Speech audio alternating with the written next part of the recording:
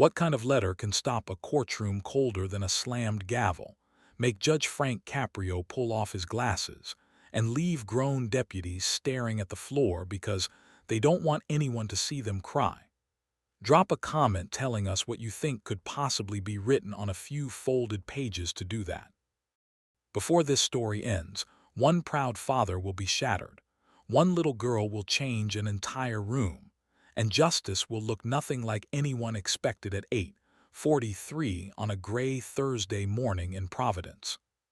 Hit that subscribe button if you believe the most powerful people in the room are not always the loudest ones. Like this video, if you believe one act of honesty can change a life. Share this with someone who needs to see what mercy really looks like when it walks into court wearing scuffed sneakers and carrying a sealed envelope. By the time this hearing was over, nobody in Courtroom 2B would remember the parking ticket number first. They would remember the silence. They would remember the way a 12-year-old girl stood up when every adult around her sat down. And they would remember the sentence Judge Caprio said in a voice so low the whole room leaned forward to hear it. A child should never have to write the words an adult was too ashamed to say. That line would be clipped, reposted, and replayed by millions. But before the tears, before the trembling hands, before the gallery gasped so hard the court reporter stopped typing for 3 full seconds, there was just another case on the morning docket. Case 25 TR 11847, consolidated with 25 PK 6041, City of Providence versus Rafael Rivera. 38 years old. 5 unpaid parking citations. 1 expired registration. 1 failure to appear. And according to the officer's note, a hostile verbal interaction at time of citation. In plain English, he looked like the kind of man the court saw every week. A man who thought the rules were for other people. A man who was always about to blame the system, the weather, his boss, his luck, his past, or anybody else except himself. When Rafael Rivera stepped to the podium, that first impression got even worse. He was broad-shouldered and tired-looking, wearing a faded brown Carhartt work jacket over a navy hoodie, oil-stained red wing boots, and jeans with white paint flecks on the knees. His dark hair needed a cut. His jaw was tight enough to crack stone. His left hand kept drumming against the wooden edge of the podium like he was trying not to explode. The clerk, Angela Morty, slid the file toward Judge Caprio. "Good morning, Mr. Rivera," the judge said in that calm, measured voice that had a way of making people lower their own volume. "You've got quite a bit going on here." Rafael barely nodded. Judge Caprio looked over the glasses perched low on his nose. "Are you the registered owner of a 2009 Toyota Camry, Rhode Island plate 491 XJT? "Yeah." "Inspection expired 3 months, 5 parking tickets, and you missed your original court date on September 12th. "I know what's in the file." The room shifted. One older man in the gallery actually clicked his tongue. Because the first rule of walking into a courtroom is simple: don't challenge the one person on the bench. Judge Caprio didn't rise to it. He never did. "You know what's in the file," he repeated. "Do you know why you're here?" "To pay money I don't have for parking places I didn't exactly have time to shop around for." That got a reaction. A woman in a black puffer coat turned to the man beside her and whispered, "Here we go."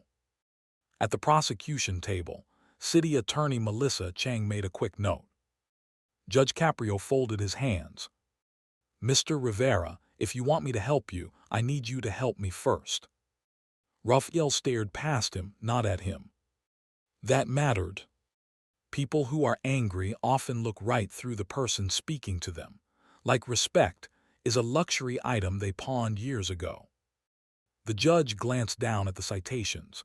They were clustered around the same areas: Eddy Street, Plain Street, Washington Street, Elmwood Avenue, near Rhode Island Hospital, near St. Anne's Pharmacy, near the Davao dialysis transport entrance. Patterns matter in court. Patterns tell stories people haven't admitted yet. But Rafael wasn't admitting anything. Officer Nolan Price was called first. Nolan stepped forward in full uniform, body camera clipped to his chest, ticket book tucked under one arm. Mid-30s, clean haircut, serious face. The kind of man who never looked fully comfortable in the spotlight. "Officer, summarize the interaction for the court," Judge Caprio said. Price cleared his throat. "On August 29th at 7:16 a.m., I observed the defendant's vehicle in a posted no-standing zone on Plain Street outside the east entrance of Rhode Island Hospital. Hazard lights were activated. No driver present initially. Driver returned approximately 3 minutes later. And then I requested license and registration. Mr. Rivera became verbally confrontational." Melissa C. Hang looked up. "What did he say?" Price checked his notes.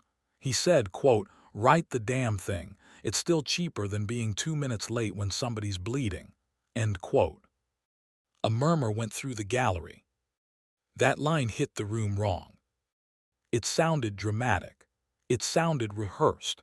It sounded like something a man says when he wants to turn his irresponsibility into noble suffering. Judge Caprio turned back to Rafael.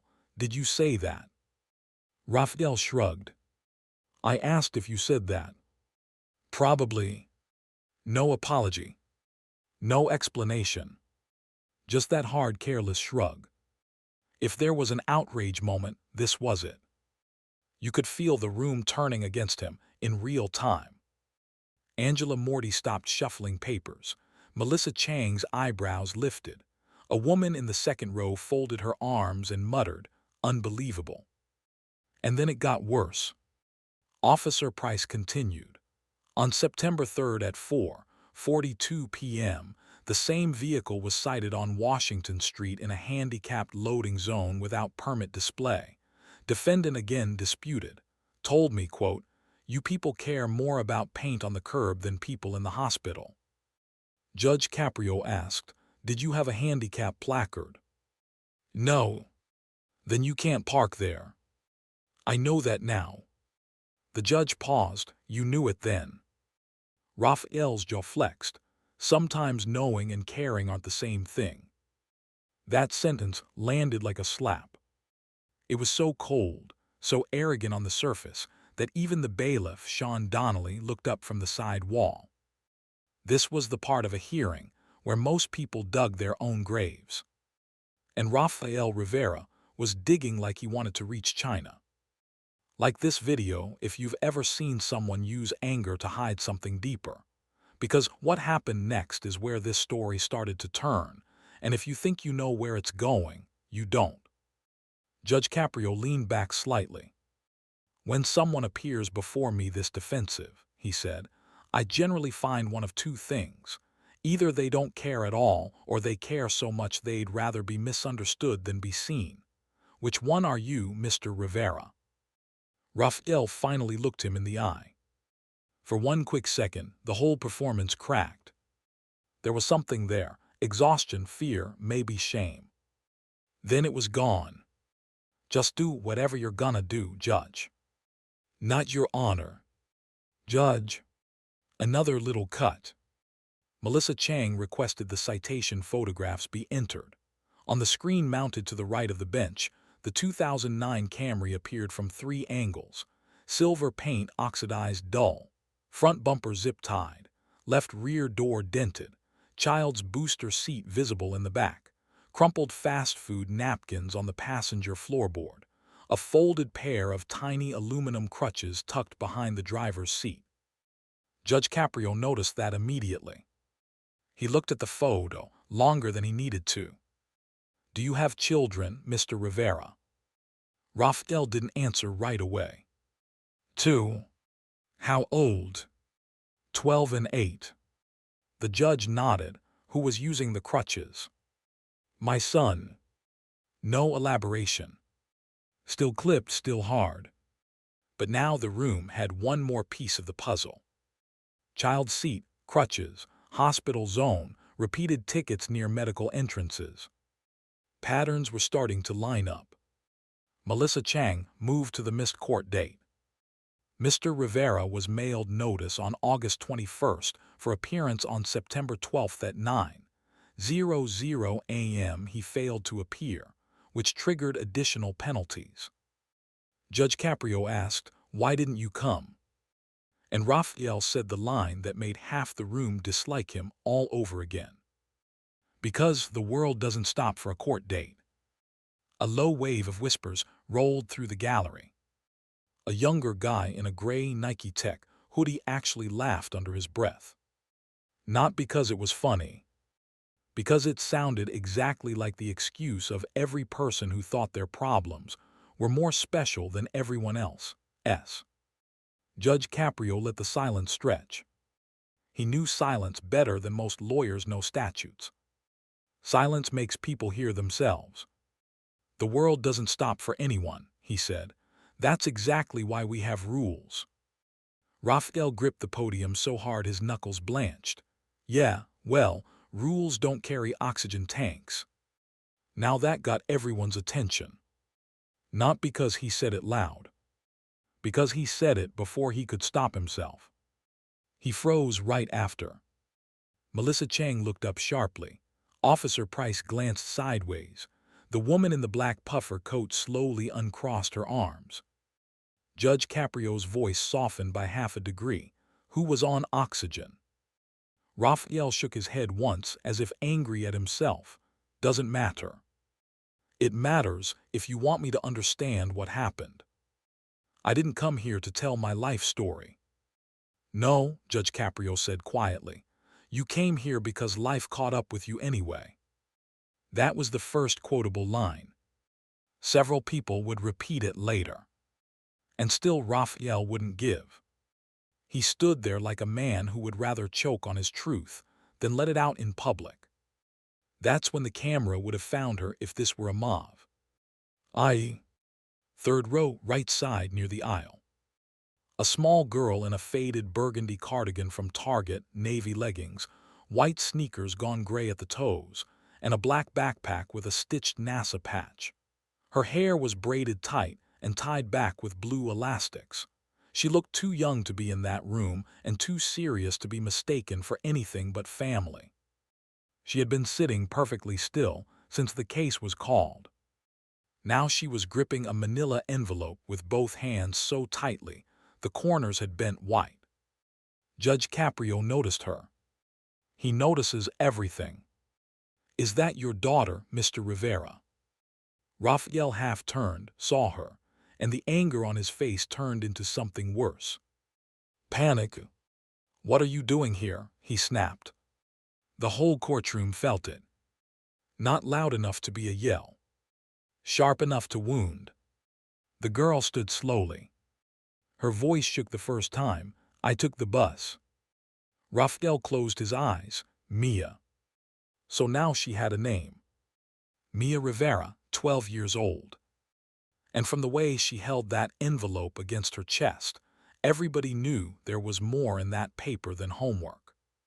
Judge Caprio asked gently, "Are you supposed to be in school, young lady?" She swallowed, probably. A few people smiled despite themselves. "Do you have something you want to say?" Rafael cut in fast. "No, she doesn't." Mia looked at her father, then back at the bench, and what happened next changed everything. She stepped into the aisle with trembling knees, lifted the envelope with both hands, and said, "Your Honor, if my dad won't tell the truth, can I please do it for him?" The room went dead. Not quiet. Dead. Even the air felt like it had been sucked out. Judge Caprio took off his glasses and set them carefully on the bench. Rafael turned fully toward her now, every bit of bravado draining from his face. "Mia, no." Her chin lifted. "It's okay, Dad." And suddenly, everyone knew it was not okay at all. Drop a comment telling us the exact moment you felt this case stop being about tickets. Because from here on out, Every person in that room knew they were witnessing something bigger than fines, bigger than court procedure, bigger than a file number on a Thursday morning. Judge Caprio looked to the bailiff, then back to Mia. "Do you have a letter there?" "Yes, sir." "Did you write it yourself?" "Yes, sir." "Did anyone tell you what to say?" "No, sir." Rafael's voice came out low and raw. "Please don't." But the plea came too late. Whatever secret had been riding in that envelope all morning was already standing in the aisle. Judge Caprio nodded to Sean Donnelly, who walked over and took the letter gently, like it might tear under the weight of what was inside. Sean carried it up to the bench and placed it in front of the judge. The envelope was cheap off-white, the kind sold in packs of 50. On the front, written in neat blue ink, were 7 words. "Please read this before you punish him." The judge looked at Rafael first. "Mr. Rivera, do you object to me reading this?" Rafael stared at the floor. His whole body seemed to sag inward, the way a building looks right before it gives way. "That depends," he said. "On what?" "On whether she wrote the whole truth." Mia answered before the judge could.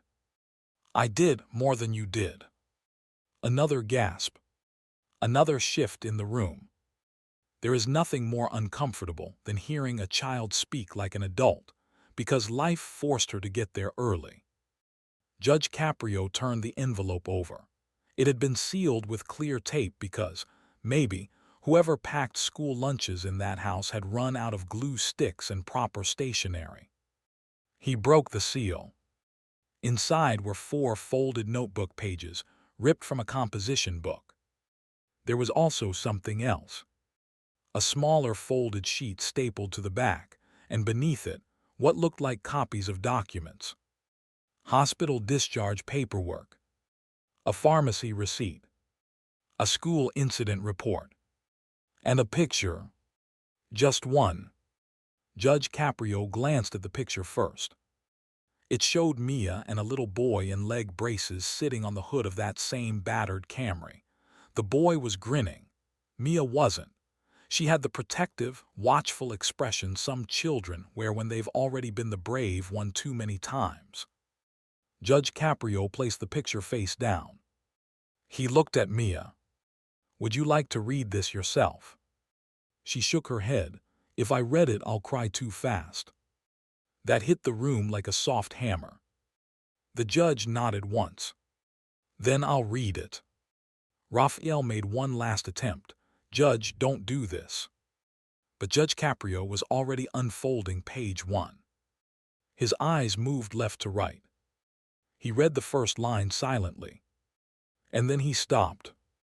Not because he didn't understand it. Because he did. He looked up at Mia, then at Rafael, then back down again. When he finally spoke, his voice had changed. "My name is Mia Rivera. I am 12 years old. I'm in 7th grade at Del Sesto Middle School, and my dad would rather let you think he's a bad man than let me say why he got those tickets." No one moved. Not the officer. Not the attorney. Not the people waiting for their own cases. Even the old ceiling vent seemed quieter. Judge Caprio continued. "He told me not to come. He said court is no place for a kid. But I think if a kid has to live inside the reason for the tickets, then a kid should get to explain them too." Rafael covered his mouth with one hand. The judge kept reading. "My dad is Rafael Rivera. He is not polite when he is scared. He is not calm when he is tired. He says the wrong thing in the ugliest way sometimes. I know that. I live with him. But being mean is not the same as being bad, and pain sounds angry when it can't afford to sound weak." Several people inhaled all at once. There was your second quotable line. Pain sounds angry when it can't afford to sound weak. That line alone could have carried a video. But the letter was only warming up. The first ticket was on Plain Street because my grandma Alina stopped breathing right in the dialysis transport chair, and the man who was supposed to help wasn't there yet. My dad carried her himself. If you saw him parked wrong, that part is true. If you didn't see him running with an oxygen tank in one hand and her shoes in the other, then you didn't see the whole thing. Judge Caprio paused. He looked to Rafael. Is that true? Rafael's eyes were glassy now, but his pride still hadn't fully cracked. Mostly. Judge Caprio looked back to the letter. The second ticket was outside Rhode Island Hospital on August 29th. That was because my brother Nico threw up in the back seat after his leg locked again, and his brace cut his skin open near the knee.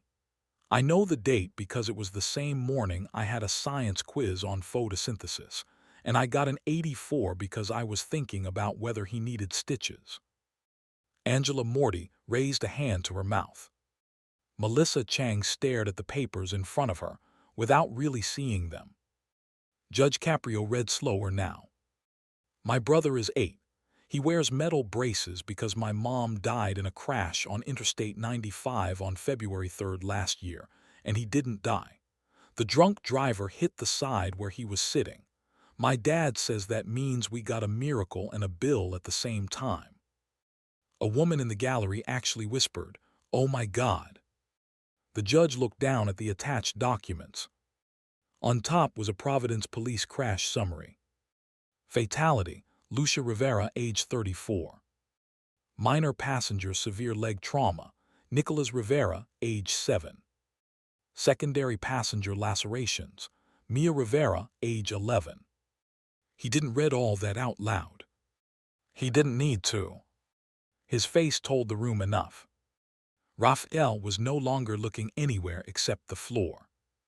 That hard man from 15 minutes ago was disappearing line by line, like the letter was stripping him down to his actual size. Hit that subscribe button if you've ever known someone whose anger was just grief wearing work boots.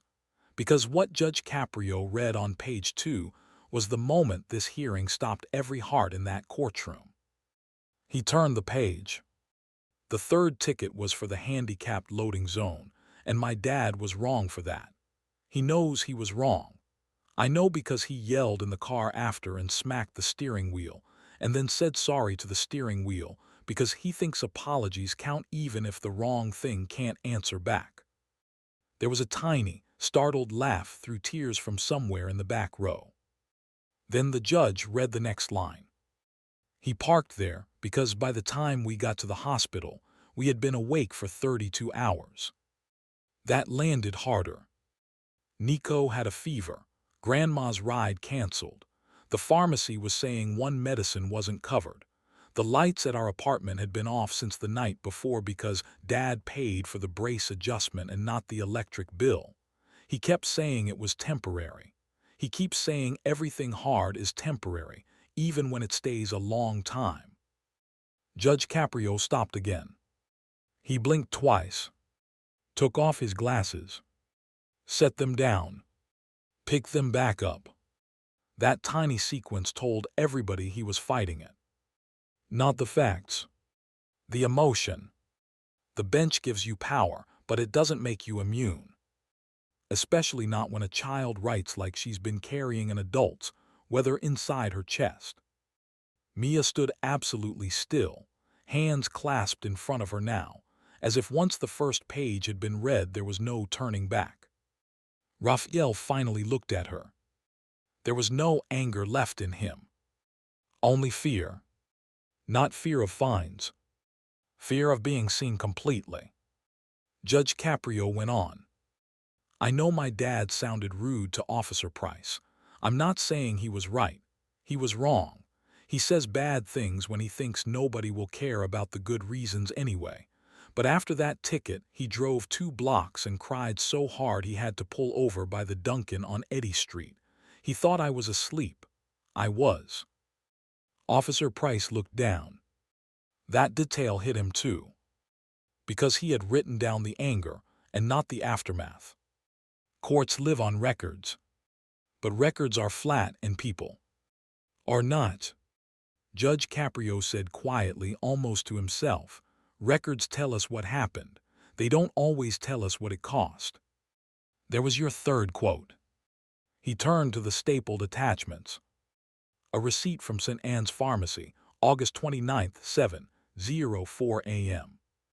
An emergency brace adjustment invoice from Hasbro Children's Orthopedics, August 28th, 9:13 p.m. A utility shut-off warning dated August 27th. Now the pattern had a pulse. Now those tickets were no longer dots on a map. They were pressure points in a collapsing life. Melissa Chang leaned forward. Your Honor, the city certainly understands hardship, but parking regulations exist for safety and access. We can acknowledge circumstances while still. Judge Caprio raised one hand. Not disrespectful. Just enough. I haven't finished the letter. And somehow that sentence carried the weight of law and prayer at the same time. He continued. I'm not asking you to pretend the rules don't matter. My dad says rules are what keep strangers from becoming emergencies for each other. I'm asking you to know that on the days he broke the rules, it was because our life was already broken somewhere else. No one whispered now. No one shifted. Everyone in the room knew they were inside one of those moments people talk about later in parking lots and text to family members and replay at dinner tables. A moment that feels too raw to be public and too important to stay private. Judge Caprio turned page 3. There is one more thing Dad will never tell you because he thinks it sounds like begging. The reason he missed court in September is because I got suspended that morning for hitting a boy named Jadon Mercier with my math binder. That part is my fault. That changed the air again. Because now there was more. Always when you think the story has given you its deepest wound, a better story has another one underneath. The judge read on. Jadon called my brother Roboleg in the cafeteria and asked if dead moms can still hear ugly jokes. I know hitting is wrong, I know, but I hit him anyway. Dad had to leave work, come to school, and then take me home before he could even think about court. He never yelled at me. He just sat in the car with both hands on the wheel and said, "Don't let pain teach you to become the thing that hurt you." Then he missed court because he was trying to stop me from turning into him. That was the line. That was the line that made the woman in the puffer coat cry first. You could hear her inhale sharply and fumble for a tissue in her sleeve. Then the clerk's eyes filled. Then the man in the Nike hoodie stopped smirking. Then even Sean Donnelly, 6'3" and built like a refrigerator, looked away toward the wall because his eyes had gone red. Judge Caprio's voice lowered further. You might think my dad is scary if you only meet him on his worst 5 minutes. But if you met him at 2:11 a.m. when the heat broke last winter, you would have seen him boil water on a camping stove so Nico could put his hands over the steam and stop crying. If you saw him at Savers trying to find dress shoes for my winter concert for under $7, you would know he checks the bottom of everything twice before he buys it. If you saw him eating saltines for dinner and saying he already ate at work, you would know that was a lie too. Judge Caprio couldn't keep going for a second. He pressed his lips together. His eyes closed. And the entire courtroom sat there, watching a man who had seen thousands of cases in his career struggle to get through a child's handwriting. Share this with someone who needs to be reminded that the full story is usually hiding behind the ugliest first impression, because the next page didn't just make people cry. It made them rethink everything they thought they knew about blame. Rafael's shoulders were shaking now. Very slightly. But enough. That was the first visible crack. Judge Caprio looked up at Mia. Did you write all of this alone? She nodded at the laundromat. Why there? Because the lights were better. No one was ready for that answer. No one. The judge nodded once, but it took him a second. He went back to the page. I brought copies because Dad says grown-ups believe paper more than people. So I put the school report and the hospital paper and the shut-off notice and Grandma's dialysis schedule and the pharmacy receipt in here. Also one picture because sometimes a picture is the fastest way to prove somebody belongs to somebody. Judge Caprio turned the photo over again. Mia and Nico on the Camry hood. The little boy's braces. The forced smile. The girl's protective arm around his shoulders. There's your proof, the photo seemed to say. There's the whole case in one frame. The judge set it down with extreme care. I know courts are about facts, so here is a fact. My dad says he doesn't need help. That is a lie. Here is another fact. He says we are fine. That is also a lie. Another fact. He would rather get punished than let anyone watch him be embarrassed. That might be the biggest lie because we have been embarrassed for a long time. Rafael made a sound then. Not a word. More like what happens when a man tries to swallow grief, and it cuts on the way down.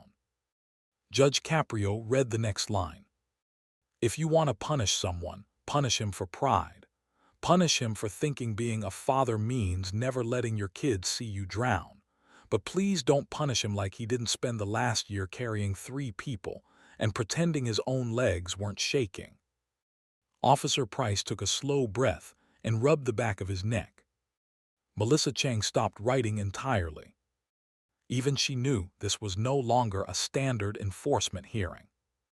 This was a collision between law and humanity, and every person there was waiting to see which one would blink first. Judge Caprio lowered the page. Mr. Rivera, he said softly, is any part of this false?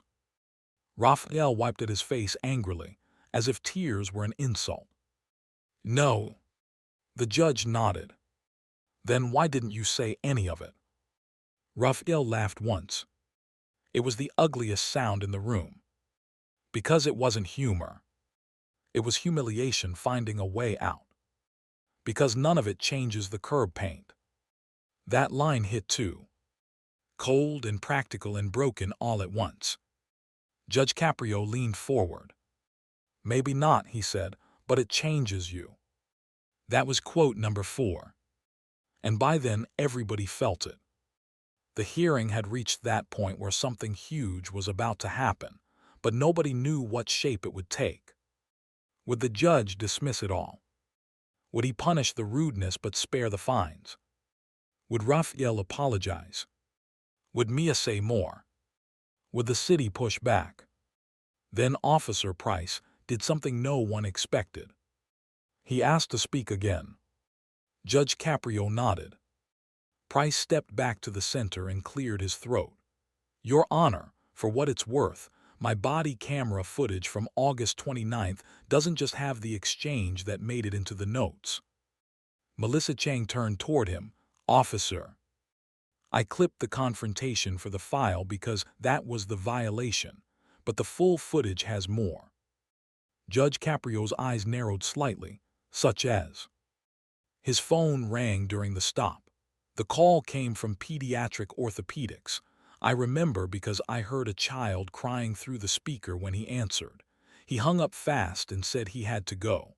I still wrote the ticket because the car was where it was, but I remember thinking he looked less angry than trapped. Trapped. That word mattered. A proud man sounds aggressive. A trapped man sounds desperate. Sometimes they look exactly the same until somebody rewinds the tape. Like this video, if you believe full footage matters, not just the part that confirms the first impression. Because the body cam wasn't the only evidence still waiting in the wings, and what came next would force even the toughest person in that room to choose between punishment and understanding. Judge Caprio asked for the body cam segment to be cued. The monitor flickered. Static grain, morning light, hospital awning, the silver Camry half over the yellow line, Officer Price approaching. The audio came through thin and tinny. Sir, this is a no-standing zone. Then Raphael's voice, harsher than it sounded in the retelling. Write the damn thing. It's still cheaper than being 2 minutes late when somebody's bleeding. That part everyone had already heard. But then the footage kept going. A phone rang. Rafael looked at the screen and his whole face changed. He answered, "Yeah." A woman's voice, frightened and rushed, came through faintly. "Mr. Rivera, it's Marissa from PEDS. Nico's fever just spiked again and we need you back up here, okay?" Then a child crying. Then Rafael, instantly different. "I'm coming. Don't let him pull at the brace, please, I'm coming." He turned back to the officer. For the first time in the clip, the arrogance was gone. All that was left was panic and exhaustion. "Please," he said, "just not right now." The courtroom watched that version of him in silence. Not the rude sentence. The sentence after. The one the report didn't include. The one that made anger look a lot more like terror. Officer Price on screen still issued the citation. Procedure was procedure. Rafael took it with trembling fingers, jogged to the driver's side, then stopped suddenly with his hand on the door. He bent forward, head against the roof of the car. For 3 seconds he didn't move. Then he wiped his face, got in and drove off. No speech. No drama. Just a man breaking privately, where he thought nobody would care. The screen went dark. Judge Caprio sat very still. The judge had not yet cried. But his eyes were wet now, undeniably. And everyone in that room knew it.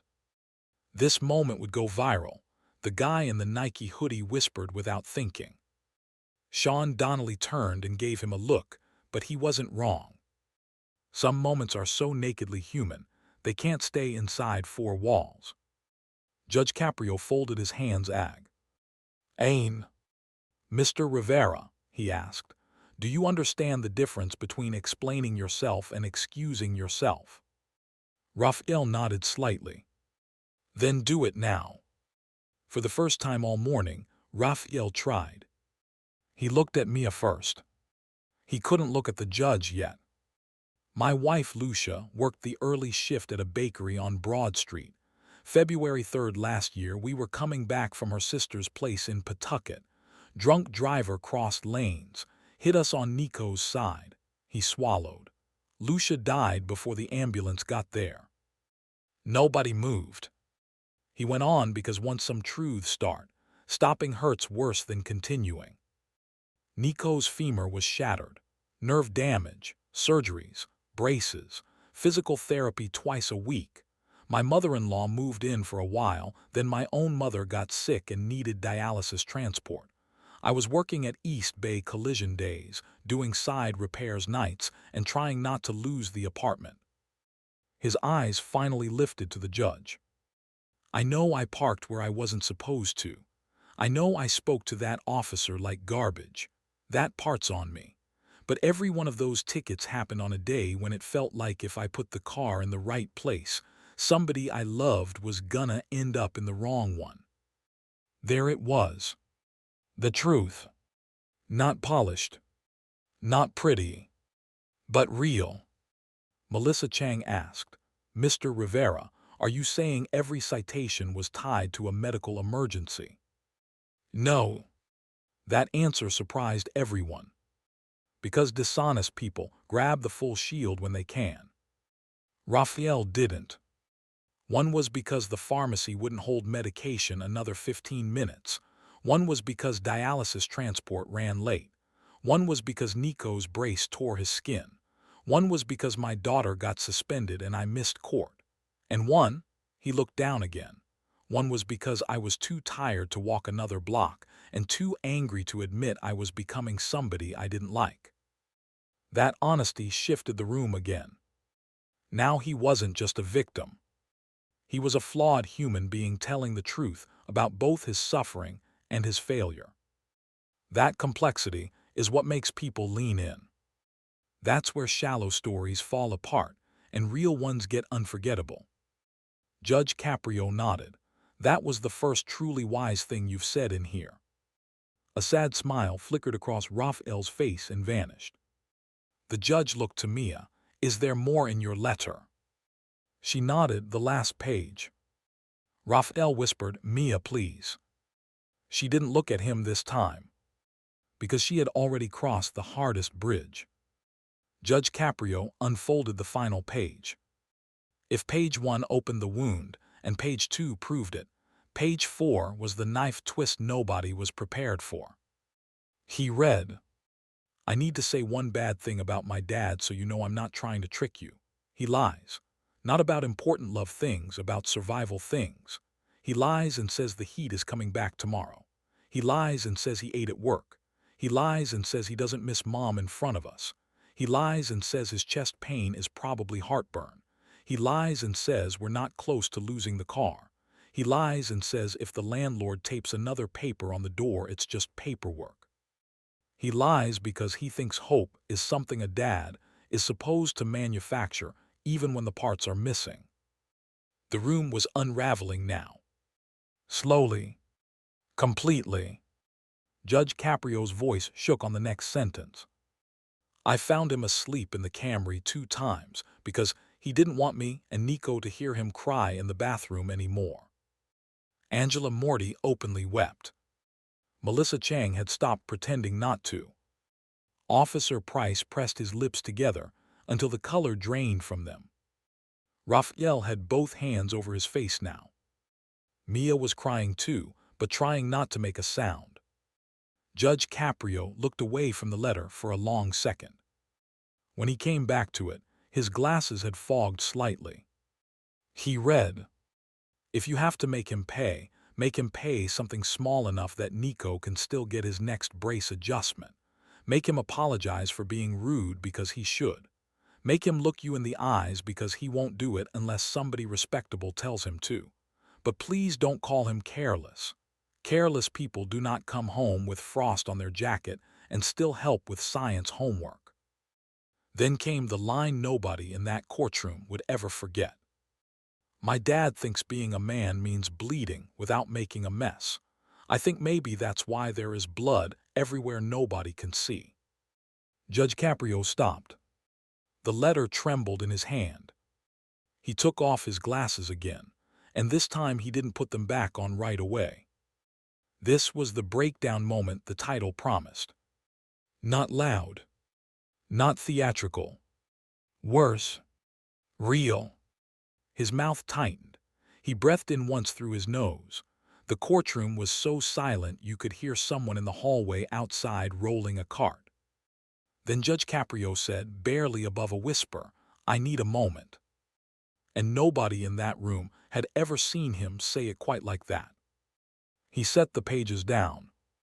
He pressed 2 fingers to the bridge of high S nose.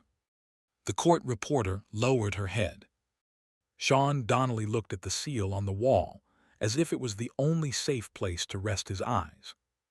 Even the people with cases after this one understood that whatever schedule the court had before 8:43 was gone now. Everything had changed.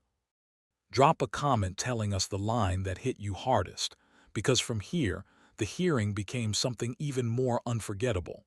It became a reckoning, not just for Rafael Rivera, but for every adult in that room who had ever confused silence with strength. Judge Caprio regained himself first. That was his job. He put the glasses back on, looked directly at Rafael, and asked the question only a judge with real wisdom would ask. Why would you let a child carry an adult's shame? Rafael lowered his hands. His face was wrecked. Not polished crying. Not one dramatic tear. He looked like a man who had been losing a fight with himself for months and just got caught on camera. "Because I thought if they saw me beg," he said, "they'd stop feeling safe." Judge Caprio answered instantly. "No, they stopped feeling safe when you started pretending pain was normal." That was quote number 5.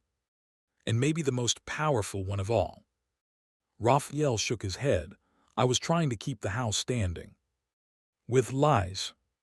With whatever worked for one more day."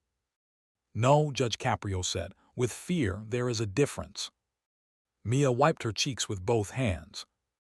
Rafael turned toward her fully now. "You shouldn't have had to write that." She answered with the brutal honesty only a child can manage. Then you should have said it. That broke him.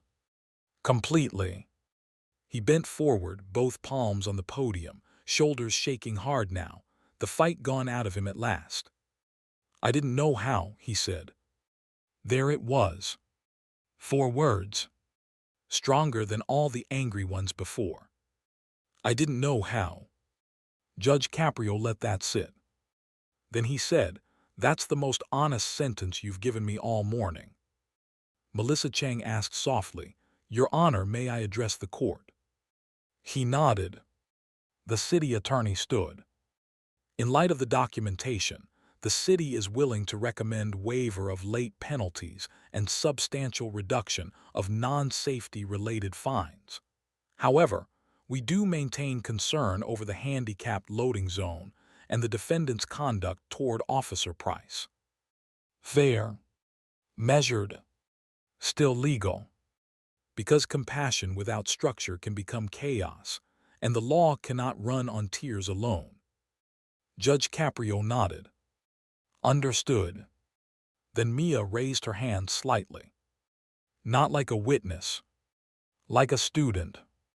The room almost smiled through the grief of it. Yes, the judge said. There's more. A collective inhale. More? How could there be more? Mia glanced at the small folded sheet that had been stapled behind the letter. I put that there in case. The first part only made everyone sad and not accurate. Somewhere in the back, someone let out a disbelieving breath that was half laugh, half sob. Judge Caprio removed the staple carefully and opened the extra page. A different kind of note. Shorter, tighter handwriting. Attached to it with tape was a bundle of bills and coins flattened inside a sandwich bag. Singles, quarters, dimes, a 10, a 5. Judge Caprio looked at it stunned. Then he read aloud. This is $127.43. It is from my birthday money, babysitting for Ms. Rosado in apartment 3C, returning cans with Nico, and selling friendship bracelets at school before Mrs. Kane said I had to stop because commerce is not allowed in the hallway. Even through tears, that got a small ripple. Then the judge read the next line. If my dad has to pay something today, please use this first because he will act like it's fine and then skip buying his inhaler again. Also, there is one thing nobody knows. The fire lane ticket from St. Anne's Pharmacy on March 11 wasn't because of us. The room went rigid. There was the twist. The "but wait there's more" moment. Judge Caprio kept reading. It was because our neighbor Tamika Harris used our car to get her son Isaiah to the emergency room when his chest got tight, and she thought he was going to stop breathing. Dad threw her the keys because her own car had a dead battery and the ambulance was taking too long. He told her not to wait for permission. Then when the ticket came in the mail, he said he would handle it because she was already scared enough. If you don't believe me, Ms. Harris is outside with Isaiah because I texted her from the vending machine before court. The courtroom erupted. Not chaos, but the kind of shocked sound that rolls through a room when reality swerves harder than fiction. Melissa Chang turned immediately toward the doors. Officer Price blinked fast, recalculating the entire file in his head. Rafael looked at Mia like he couldn't decide whether to be angry, grateful, or amazed. Judge Caprio said, "Ms. Harris is here." Sean Donnelly was already moving. A moment later, the courtroom doors opened. And here she was. Tamika Harris, 29, hair wrapped in a mustard headscarf, denim jacket over hospital scrubs, holding the hand of a 5-year-old boy in a Spider-Man sweatshirt. A thin surgical scar ran just below the collar of the child's shirt toward his sternum. Everyone turned. Every head. Every eye. This was the unexpected twist around word 7,000. if this were built like a clock. Because stories this powerful don't just reveal suffering. They reveal sacrifice nobody asked to be known. Tamika came forward carefully, nervous but determined. Your Honor, I'm sorry. I didn't know she'd do this. Judge Caprio's voice was gentle again. Are you Tamika Harris? Yes, sir. And is what Mia wrote true? Tamika nodded. All of it. March 11th around 2:08 a.m. My son Isaiah had an asthma attack that turned into something worse. He has congenital airway issues from when he was a baby. I tried to start my car. Battery was dead. I was screaming outside. Mr. Rivera came running down with no shoes on, threw me his keys, put Isaiah's nebulizer in the passenger seat, and told me to go. Isaiah looked up at the bench, then at Mia, then back down again. His little hand tightened around his mother's fingers. Judge Caprio asked, Did Mr. Rivera drive? No, sir, I did. Then why didn't you come forward earlier? Tamika's face crumpled with guilt. Because he told me not to. He said I already had enough to deal with and he'd handle the ticket. And then I got embarrassed because I didn't help pay it, and then time passed, and then I felt worse. And then today this child texts me and says if I don't come tell the truth, she will. That actually made the courtroom laugh through tears. Because it was so exactly what a 12-year-old force of nature would do. Mia looked down, embarrassed now for the first time all morning. Judge Caprio smiled sadly. I believe she would. Tamika nodded toward Rafael. He's rough, Your Honor. He can be too sharp. But my son is alive, and I got him there in time because that man didn't stop to ask whether it was his problem. Isaiah suddenly spoke in a tiny voice. He carried me too. Tamika looked down, surprised. Baby. Isaiah pointed at Rafael. From the car, I couldn't breathe. Now the room was done. Finished. No walls left. If there had been a single dry eye among the regulars in that gallery, it didn't stay dry after that. Judge Caprio asked Sean to bring the child a chair if he wanted one. Isaiah shook his head and stayed pressed against his mother. Judge Caprio turned toward Rafael. Is this true? Rafael nodded without lifting his head. Why didn't you mention it? Rafael gave the answer everybody expected now, but it still hurt to hear. Because it wasn't about me. The judge responded instantly. No, but the debt was. That line cut clean. Mercy does not erase responsibility. That's what makes it powerful when it's given. Melissa Chang stood again. Your Honor, in light of sworn testimony from Ms. Harris, the city withdraws citation number PK 4421 related to the fire lane violation pending administrative correction of driver identity. Tamika covered her mouth and whispered, Thank you. Judge Caprio nodded, but he was still looking at Rafael. Mr. Rivera, I want you to hear me clearly. Your circumstances move me. Your daughter's courage humbles me. Your kindness toward your neighbor honors you, but your pride has been poisoning your home. Rafael nodded once, tears dropping straight to the wood. You understand that? Yes, Your Honor. There it was. The first time he said it right. Your Honor. And somehow the entire room heard more than manners in those two words. They heard surrender. They heard humility. They heard a man stepping out from behind the wall he had called strength. Like this video, if you believe the strongest apologies are the ones that cost the speaker his pride. Because Judge Caprio was about to hand down a decision nobody in that room would ever forget, and it wasn't just about money anymore. The judge looked to Officer Price. Officer, did the defendant's conduct toward you merit correction? Yes, Your Honor. Do you believe correction has occurred? Price glanced at Rafael, then at Mia, then back to the bench. I do now. Judge Caprio nodded. To Dollars Finnegan next, the crossing guard connected to one of the Washington Street complaints, who had been quietly sitting in the second row after being called as a standby witness.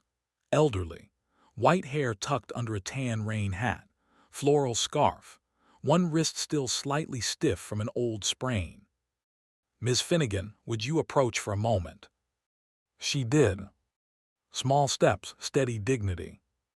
"Your complaint concerned the defendant's vehicle obstructing a student pickup lane and your need to move around it quickly, causing you to twist your wrist. Is that correct?" "Yes, Judge." Judge Caprio asked, "Did the defendant ever apologize?" Dolers looked at Rafael. That same afternoon, he came back with a CVS wrist W. Wrap and a Dunkin' gift card. Stood there miserable as a thundercloud and said he was sorry. I told him sorry didn't fix carelessness, and he said, "No, ma'am, but it's all I had on me." A few sad smiles broke through again. Judge Caprio asked, "Do you believe him to be indifferent?" Dolers' answer was immediate. "No, I think he's one of those men who doesn't know the difference between being hard and being honorable." That line should have been framed. Judge Caprio nodded slowly. "Well said." He turned back to Rafael. "You owe this officer an apology. You owe the court respect. You owe your daughter honesty. And you owe yourself the humility to ask for help before your children start parenting you." Rafael could barely get the words out. "Yes, Your Honor." "Say it to the officer." Rafael turned. "Officer Price, I'm sorry for how I spoke to you. You didn't deserve that." Price gave a small nod. "Thank you." "To Ms. Finnegan." Rafael turned again. "I'm sorry for blocking that lane and for making your day harder." Dolers patted the air once like she was smoothing a wrinkled blanket. "All right then, learn." That was forgiveness. Not flashy. Not cinematic. The kind older people dispense when they've lived long enough to know punishment isn't the only teacher. Then Judge Caprio looked at Mia. "Would you like to stand beside your father?" She nodded. Walked up. Took her place next to him. Rafael looked shattered by the sight of her there. Judge Caprio's voice softened all the way now. "Mia, your letter is one of the bravest things I have ever seen in this courtroom." She whispered, "Thank you. But I want to tell you something important. It is not your job to save every adult around you. Do you understand?" Her chin trembled. "A little." "That means no more carrying things this heavy by yourself, not in secret." She nodded. Marissa Kane, the school counselor named in the letter, had apparently made it in during the hearing and was standing near the side door now, hands clasped, eyes wet. Judge Caprio noticed her too. "Ms. Kane, are you a counselor at Del Sesto Middle?" "Yes, Your Honor." "Are you aware of this family's circumstances?" "Some of them, not all of them." "You are now?" "Yes, sir." He nodded. "Good. Now the ruling." The whole room leaned in. Judge Caprio looked down at the file one last time, then up again. On the withdrawn fire lane citation, no penalty. On the late fees associated with missed appearance, waived in full. On the remaining parking violations, I am reducing the total fine to $100, payable at $5 per month if necessary. On the expired registration, you have 30 days to remedy it and provide proof to the clerk. No additional penalty if corrected." Rafael shut his eyes. Not because it was nothing. Because it was survivable. And sometimes survivable is the difference between collapse and recovery. The judge raised one finger. However, there it was. Consequence moment. "Mr. Rivera, I am also ordering something else, not as punishment, as correction." Rafael nodded immediately. "Anything."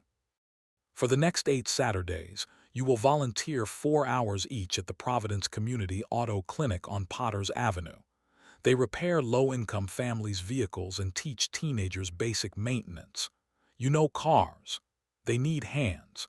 You also need to remember that being needed is not the same as carrying everything alone. Rafael blinked. Yes, Your Honor. And once a month for 3 months, you will meet with the Bereavement and Family Support Services Coordinator attached to Rhode Island Hospital. Not because this court runs therapy, but because your daughter's letter makes it obvious grief has been driving that Camry as much as you have. That line went straight through the room. Rafael nodded harder now, crying openly, Yes, Your Honor. Judge Caprio looked at Mia. And you, young lady, are not paying 1 penny of your babysitting money today. He picked up the sandwich bag of cash. I refuse. The room laughed through tears again. Mia actually smiled for the first time. A real smile.